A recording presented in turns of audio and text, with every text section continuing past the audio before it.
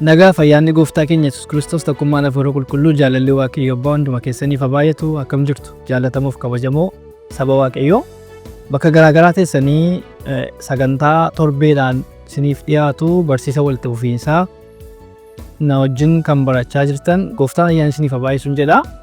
Har'a qophii keenya torbeetiin walitti deebineerraa guyyaarraa yoo jaala Waaqayyoo ta'e kan walii wajjin barannu akkuma torbee dubbanne waa'ee ayyaana Waaqayyooti. Ayyaana Waaqayyoo jalatti ayyaanni Waaqayyoo ulfina Waaqayyoo akka ta'e ilaalaa turre. Ulfina Waaqayyoo jechuun immoo Kiristoos akka ta'e, Kiristoos ulfina Waaqayyoo akka ta'e ilaalaa turreerra. Torbee darbe gaan akkuma beekamu Museen fa'aa maal akka isaan barbaadaa turan dinqii garaagaraa caalaa Waaqayyo isaa dinqiin keessaa ba'u barbaadaa akka isaan turan ilaalaa turreerra. Waaqayyo dhaloota ulfina isaa dhiisee dinqii barbaaduuni waa lama jedhanii dhaabbanne yookaan maal jedhanii dhaabbanne qabxii lama walii wajjin ilaalla jechuudha har'a jaala Waaqayyoo ta'e. Gamanumaan kun saamii tuubii ofishaaliidha. Namoonni maatii nuun ta'in jirtan akka maatii nuun ta'an gamanumaan isin hafeera.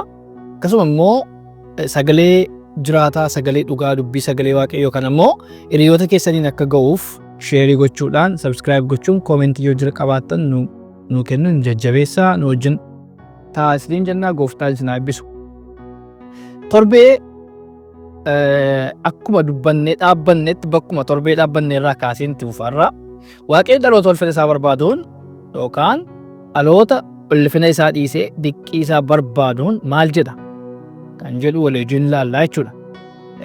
Egaanii Museen ba'uu boqonnaa 33:18 irratti eeggadda akka dubbifne tajaajila hedduu erga tajaajilee booddee dinqii gurguddaan erga hojjetan ta'e booddee Waaqayyo waan baay'ee erga taasisee booddee maal ittiin jedhee yaa Waaqayyo maaloo adara maaloo jedhee kan inni kadhate ulfina kee na agarsiisi. Museen dinqii baay'ee ittiin ta'eeranne lafa onaa keetti waan gurguddaa akka inni godhe ilaalaa turreerra macaafa qulqulluu kan dubbatu jechuudha. Isinis beektu. Sana hundumaa caalaa garuu maal barbaade Museen ulfina Waaqayyoo barbaade. Harka Musee keessatti dinqiin hin ta'in hin jiru. Dinqiin isaaf ulfina Waaqayyoo arguu akka hin taane finni Waaqayyoo isarra dinqiirra akka caalu darbee immoo wanti sirriitti hubatamuu qabu dinqiin harka Waaqayyoo keessaa isa ba'u akka ta'edha. Dinqiin kamiyyuu harka Waaqayyoo keessaa kan ba'u. Dinqiin kamiyyuu harka Waaqayyoo keessaa isa ba'udha. Museen garuu wanta harka Waaqayyoo keessaa ba'u osoo hin taane maal barbaada? Waaqayyo isa dinqiin keessaa ba'u akka inni barbaadu ilaalaa turre jechuudha. Arras dhaloonni baay'een garuu Waaqayyo inni dinqiin keessaa ba'u utuu inni jiru isarra darbanii maal barbaadu? Dinqii isa harka Waaqayyo keessaa ba'u barbaadu. Kan immoo macaafi qulqulluu waan jedhu qaba jechuudha. Waaqayyo bara kakuu haaraa kana keessatti ulfinuma isaatiin nu gidduu buufate. Bara kakuu haaraa kana keessatti gana dinqii isa dhumaa mul'ise.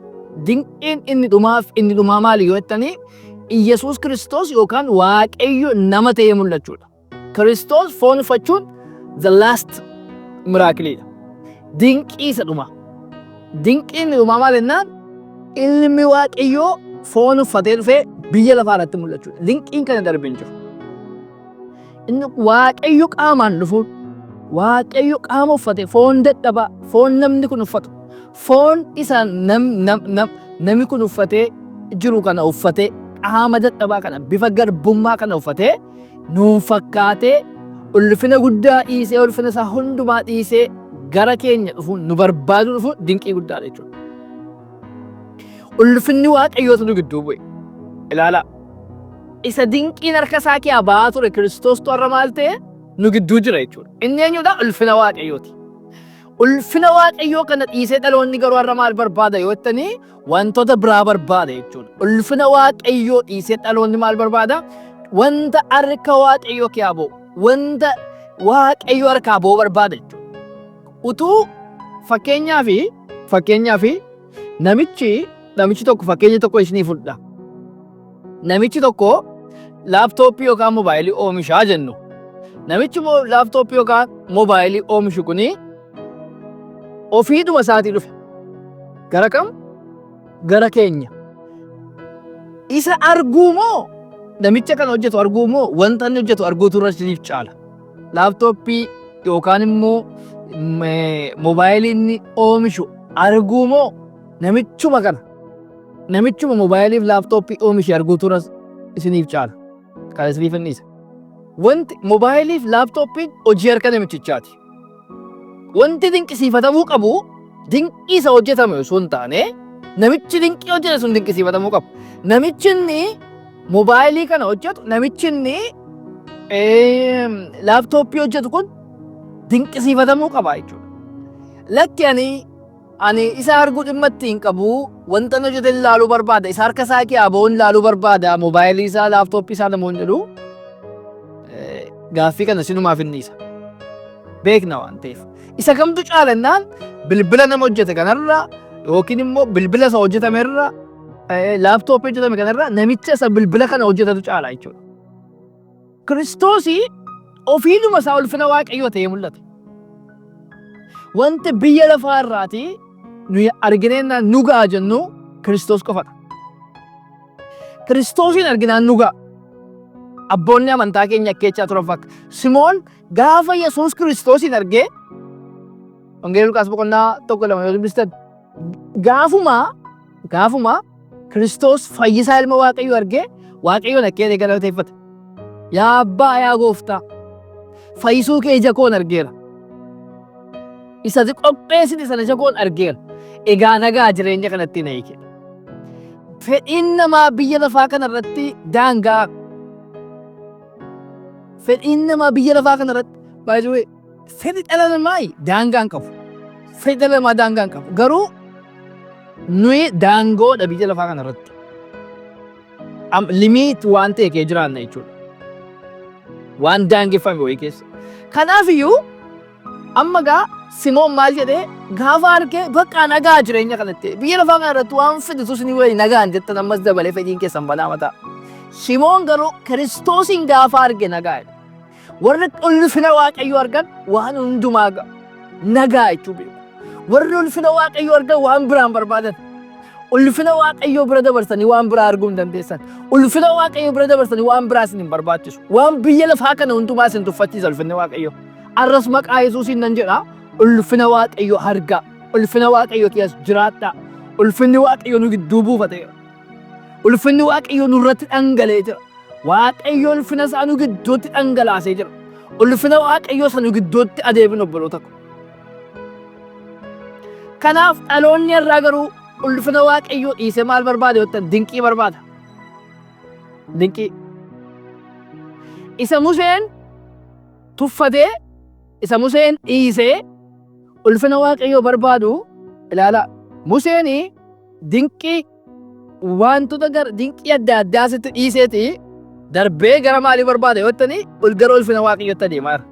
Ulfina Waaqayyootti barbaadaa jira. Lafa ulfina Waaqayyoo barbaacha Museen dhaqe garuu nuyi har'a jirra. Isa Museen barbaacha dhufe sana nuyi garuu achi jirra har'a keera. Nuyi immoo ulfina sana dhiifneeti iddoo sanatti isa Museen dhiisee gara keenyatti dhufe. Isa Museen dhiisee arguudhaaf kadhachaa ture awwaa ture. Waaqayyos waadaa galee fi gara sanatti geesse nuyi immoo isa achitti dhiifnee dinqii isa Museen tuffatee dhiisee ulfina Waaqayyootti darbe barbaachachaaf dhufaa irraa jechuudha. Wal jala ba'aa jira. Waaqayyo kan nu oolchu. Dhaloota akkasii macaafni qulqulluu garuu maal jedha? Tokko lafa onaa'edha. Isaayyaas boqonnaa 40:2-3tti akkasumallee Yohaannis Wangeelaa Yohaannis boqonnaa 1:24-23-24 akkasuma dabalataa 28 dubbisuu dandeessu. Sagalee kana wal bira qabee waan tokko irratti dubbachuu barbaada. Mee Isaayyaas 43 irra seeru nan dubbisa. Sagaleen nama lafa onaa keessaa lallabu tokko Waaqayyoof karaa tolchaatii hara. Lafa duwwaa keessattis karaa Gooftaan keenya irraa deemu qajeelcha. Isaayyaastu kana dubbata. Maalidhaa? Sagalee tokkotu jira lafa onaa kee kan ka'u. Sagaleen lafa onaa kee ka'u kuni akkasii lallabaa. Waaqayyoof karaa tolchaatii hara. Karaa tolcha karicha maal godha hara. Lafa duwwaa keessattis karaa Gooftaan keenya irra adeemu qajeelcha. Lafa duwwaa keessattis lafa duwwaa keessattis karaa Gooftaan keenya irra adeemu qajeelcha jedhee raajii dubbata. Eenyu? Isaayyaas. Kuni maalidha yoo jettan gara raawwii sagalee kanaatti yookaan raajii kanaatti gaafa isin geessu wangeela Yohaannis boqonnaa 1 lakkoofsa 23 gubbaatti akkeedha. Yohaannis deebisee Isaayyaas raajichi akkuma dubbatetti ani sagalee namaa isa karaa gooftaan irra deemu ajeelchaa jedhee lafa onaa keessaa iyyuudha jedhe. Warri isatti ergaman immoo Fariisota keessaa turan 24. Warri kam? Warri Yohaannisitti ergaman immoo maal keessaa turanii? Fariisota keessaa turanidha. Ilaalaa. Lakkoofsa 28 gubbaarratti waan tokko argitu baay'ee kan isin dhibu. Lafa Yohaannis dhaabatee ani lafa duwwaa keessa dhaabatee sagalee isa iyyuudha. Sagalee isa gooftaa fi karaa inni irra adeemu qajeelchaa jedhee dubbatudha. Jedhee kan inni ani sagalicha kan inni jedhu tokko naannaa isaa kan jiran eeyyuutti jechaadha Fariisota. Iddoo sana kan jiran eeyyuudha Fariisota. Inni lammaffaan bakka inni dhaabatee jiru bishaan gidduudha. Bishaan Yordaanos keessa. Bishaan Yordaanos keessa. Lafichi lafa onaa jechuun lafa waan tokko hin jirre, lafa bishaan hin jirre, lafa waan tokko hin jirredha. Lafi onaa sun maa inni jennaan lafi onaa laphee sagalee waaqayyoo hin qabnedha. Innis eenyu laphee Fariisotaati. Waa'ee jireenya Fariisotaa beektu. Fariisonni lapheen isaanii sagalee waaqayyoof iddoo hin qabu. Sagalee waaqayyoos laphee isaanii keessa jiru. Fariisonni kuni warra sagalee waaqayyoo barsiifne jedhanidha. Warra seera Musee qabatanii jiranidha. Gooftaan waa'ee isaanii gaafa dubbatu keessumaa wangeela Maatiyoos boqonnaa 23 lakkoofsa 1 kaaftanii gaafa ilaaltanii gooftaan akkeedha. Warra Fariisotaa kana waa'ee isaan jedhanii godhaa seera Musee isaanii barsiisu sirriitti. Garuu ofii isaanii jireenya isaan jiraatan hin jiraatina. Isa hin dubbatu malee ofii hin godhani. Ofii isaanii qubaanuun tuqan. Namootarra garuu baay'ee ulfaatoo kaa'uusaa. Seera Musee namaaf dubbisuun isaanii gaariidha. Seericha hin dubbisu sirriitti. Isa ni jedhu godhaa. Garuu jireenya isaanii duukaan bu'ina. Dubbiin sagalee waaqayyoo jireenya isaanii keessa kan hin jirre. Lafa onaa kan ta'e lapheen isaanii. Karaa waaqayyoo inni tolchamuu qabu isaanii. Of tuulummaan kan isaanitti galu. Of gurguddisuun kan isaanitti galu. Isaan kanaan akka jechaa irra waaqayyo. Isin warri of tuultan gadi of deebisaa. Fariisonni of tuultota. Sanyii warra himatu. Nuyi warra akkasiiti warra nuyi warra beektuta warra lapheen isaanii immoo lafa onaa kan ta'e. Sagalee waaqayyoo isaan keessa kan hin jirre. Callumadhanii lafa dinqiin ta'etti kan fiigan. Warra akkasii kanaan sagalee waaqayyoo maal jedhaa? Baay'ee sagalee waaqayyoo warra akkasii kanaanii lafa onaa jedha jechuudha. Lafa onaa. Lafi onaan kuni baay'ee kan isin dhibu laphee isaanii akka ta'e sagaleen waaqayyoo irraa hubachuu dandeenya jechuudha. Inni biraanii Fariisota kana bukkee maaltu jira yoo jettanii tokko of tuulummaa ishee jedheera. Isaan wajjin kan jiran kan biraan immoo gareen iddoo sana jiru immoo warra of tuffatanidha. Kanaaf sagaleen waaqayyoo gaarri gad bu'u dachaan ola qixxaatu. Ilaalaa. Gaarri laphee Fariisotaati. Of tuulummaa isaanii, of dhiituu isaanii, of argaa isaanii, nutu jira jechuu isaaniiti. Maal gaarri? Gadachaan inni immoo saba warra ormoota. Warra kam? Warra of tuffatan, warra nu hin qaqqabnutan, warra humti kun hundi nu wal qixxaadhaa. Inni lafa onaa kana kee qaraabaa inni waan hundumaa wal qixxeessu argameera. Inni sulfata waaqayyoo ta'ee itti hima jechuudha. Kanaaf arras lapheen dubbii waaqayyoo hin qabne lafa onaadha. Obboloota koo har'a waldaan kiristaanaa maalitti jirti? Har'a amantoonni maalitti jiru? Har'a amantoonni dhugaa dubbii sagalee waaqayyoo barbaadaa jiru moo? Ulfina waaqayyoo isa dhugaa barbaadaa jiru moo? Sagalee waaqayyoo isa jiraataa barbaadaa jiru moo? Dinqii duukaa fiigaa jiru laata? Barri nuyi keessa jirru kun bara gara dhumaa akka ta'e sagaleen waaqayyoo ni dubbata. Bara dhumaa kana keessatti wantoonni baay'een dinqiin garaa garaa baay'achuu danda'a. Dhaloonni callumadhee dinqii duukaa fiigu. Dinqiin saba Israa'elii nu galmaan hin ga'e. Utuu dinqiitu nama fayyisa ta'e, utuu dinqiitu galmaan nama ga'a ta'e, saba Israa'eltu galma ga'a. Warri dinqii duukaa deeman, warri dinqii ilaalaa turan, warri milikkita adda addaa ilaalaa turan garuu achi ga'uu hin dandeenye obboloota ko. Har'a maaliif deemaa jirani? Maal barbaacha irra gara iddoo garaa garaa. Waanuma dinqii wayiitti ta'ee namuuf barbaacha deemaa irra moo dinqii sana ilaaluu deemaa irra moo dhuguma ulfina waaqayyootu iddoo sana jiranii dhaabbachaa irra lafa dhaabbachaa jiru. Adeemsi keenya irraa maal fakkaata? Yoo dinqii ilaaluu qofaaf deemaa irra yoo ta'e akka Fariisota akka erga Qorontoos duraa boqonnaa tokko keessatti akkeedha. Yihuudoonni miliqita barbaadu, Giriikonni immoo ogummaa barbaadu. Nuyi garuu Kiristoos fannifame hin lallabne. Kiristoos inni fannifame dinqii irra hin caala. Kiristoos inni fannifame haaleluyyaa. Kiristoos inni fannifame kun ogummaa biyya lafaa irra hin caala. Kiristoos inni nuyi dubbannu kun Kiristoos inni waa'ee cubbuu kootii waa'ee cubbuu keessaniif. Kiristoos inni waa'ee keenyaaf dabarfamee du'atti kenname kun yakka keenya hundumaa irra isa caalu. Cubbuu keenya hundumaa irra isa caalu. Dinqii garaa garaa nuyi arginu irra isa caaludha. Arra dhugaan sagalee waaqayyo dhugaan ulfina waaqayyo nu keessa jira laata. Boo akkuma kana lapheen keenya lafa onaa ta'eera la. Dubbii waaqayyo lapheen hin qabne lafa onaa obboloota ko. Dhaloonni ulfina waaqayyo dhiisee dinqii barbaadu iddoo maleetti miidhamee hafa. Iddoo maleetti kufee hafa. Dhaloonni akkasii lafa onaadha. Dhaloonni akkasii lapheen isaa gogaadha. Laphee kee kan mujiisu. Laphee keenya kan magariisisu. Maali yoo jettan sagalee waaqayyoodha. Arra waa tokko isiin jedha. Sagaleen waaqayyoo laphee keessan keessa jiraatu. Sagaleen waaqayyoo laphee keessan irratti biqiluu jalqabu. Dinqii miti. Namni rakkina kee kan inni ittiin darbuu danda'u dinqii miti.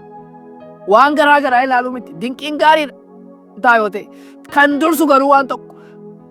Fuulleffannoo keenya dinqii goonee deemna yoo ta'e nuyi garuu kufaatii keessa jirra. Lapheen keenya sagalee waaqayyoon jabaatee dhaabbachuu qaba.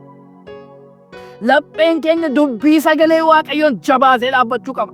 Kiristaanni dhugaan akkasiidha. Qabxiin lammaffaan dhaloota akkasiin macaafni qulqullummaa jedhamtan dhaloota ulfina waaqayyoo dhiise dinqii barbaaduun dhaloota hamaa fi gaggalagalaa jedha. Lala dhaloota hamaaf gaggalagalaa. Wangeela Maatiyos boqonnaa 16:4 akka jedha. Dhaloonni hamaan gaggalagalaanis milikkita hin barbaadu. Garuu milikkita Yoonaas irraa kan hafe milikkitni tokkollee hin kennamuuf isaaniin jedhe. Kana booddee achumatti isaan dhiisee deeme. Gooftaa dubbata jecha kana. Dhaloonni kuni gooftaa duukaa deemu. Dhaloonni kuni gooftaatti naanna'anii milikkita nutti agarsiisan. Dinqii barbaadu gooftaa duukaa deemanii. Amma maal godhu? Abbaa dinqiitu lafa sana jira sila. Isa harkisaa kee dinqiin ba'uutu jira sila. Kiristoosimaan arguun gaadhaam. Namoonni tokko tokko akkeedhanii kanatu har'ayyuu. Bakka anna nama naa dinqii natti agarsiisu waa'ee Kiristoos baranii. Bakka dinqii makee dinqiidhaan hojjetaniif guyyaa hedduu soomaaf sagadaan kadhatu. Akka waaqayyo dinqii agarsiisu. Dinqii isa dhumaa waaqayyo nutti agarsiisa ilma isaati. Dinqii biraa barbaannu qabnu har'a. Kiristoositti amanuudhaaf dinqii biraa barbaannu qabnu. Kiristoositti amanuudhaaf ganaa dinqii waaqayyoon kadhannu biraan qabnu. Dinqiin inni dhumaa Kiristoos mul'ateera. Dhaloota akkasii kanaan jedhee dhaloonni hamaaf gaggalagalaa milikkita barbaada. Garaasaa toomaadha garaasaatu gaggalagalaa dhaloonni akkasii. Dhaloonni maal barbaadu? Dhaloonni dinqii barbaadu, dhaloonni milikkita barbaadu dhaloota hamaaf gaggalagalaadha nama caaf. Garuu jedha milikkitni tokkollee isaaniif hin kennamu. Kan maalirraan kaname? Kan Yoonaas irraan kanafi. Milikkitni Yoonaas isa dhumaati baay'ee. Milikkitni Yoonaas isa dhumaa akkamitti ta'ennaan waa'ee Kiristoos mul'achuuf jiru, dinqii isa dhumaa mul'achuuf jiru, dinqii isa waaqayyo isa dhumaa jedhee mul'isuuf jiru, waa'ee waaqayyo nama ta'u. Kiristoos gaafa dubbannu Kiristoosii namatu gara waaqaatti ol guddate miti. Waaqatu gara namaatti gadi bu'e Kiristoos. Kanaaf dinqii ta'e. Nama wayiitu dhalatee moo wayii yeroo matee kee guddatee gara waaqayyootti ol bu'e yookaan ani waaqayyoodha ofiin jedhe osoo hin taane waaqayyo isa bara baraan jiraachaa ture tuti barri umriin isaa isa lakkaa'amne tuti gara ilmaan namootaatti gad dhufe. Maal uffate? Uumaatu uumama fakkaatee dhufe. Uumaatu harka uumama isaatiitti dhufee dabarfamee kenname. Milikkita Yoonaas irraan kan hafe milikkiti hin kennamuuf. Milikkiti Yoonaas maayin? Yoonaas garaa qurxummii kee guyyaa sadii akka bule beektu. Galaana keessatti. Galaanni sun Yoonaas galaana keetti gad darbatamuunsaa Kiristoos gara biyya lafaa dhufuudha. Galaanni biyya lafaa ibsa waan ta'eef macaafa qulqulluu keessa. Yoonaas garaa qurxummii keessa guyyaa sadii buluunsaa ilmi namaa Yesuus Kiristoos gara biyya lafaa kana yeroo dhufu guyyaa sadii halkan sadii garaa lafaa keessa akka inni turu kan dubbatudha. Yoonaas garaa qurxummii kee ba'uunsaa immoo inni ilmi namaa yookaan Yesuus Kiristoos du'a moo'ee guyyaa sadaffaatti du'a ka'ee namoota isatti amanan hundumaaf jireenya kennuusaati. Yoonaas gaafa du'a sana ka'ee Yoonaas gaafa garaa qurxummii sana ka'ee dhaqee wangeela lallabe namoonni biyya sanaas hin amananidha macaafa. Yaada garaa isaanii fudhatanii guyyaa 40 sooman yaada gara qalbii geeddarannaatti dhufanidha. Kanaafiyyuu Kiristoos inni guyyaa sadii halkan sadii garaa lafaa keessa turu achii ol dhufee ilmaan namootaa hundumaa fayyisuu akka danda'u milikkiti kenname. Kanarraa kan hafe kana darbee milikkita namni barbaadu dhaloonni barbaadu yoo jiraate amaaf gaggalagalaadha deema macaafa. Har'a waa tokko isiitti immoo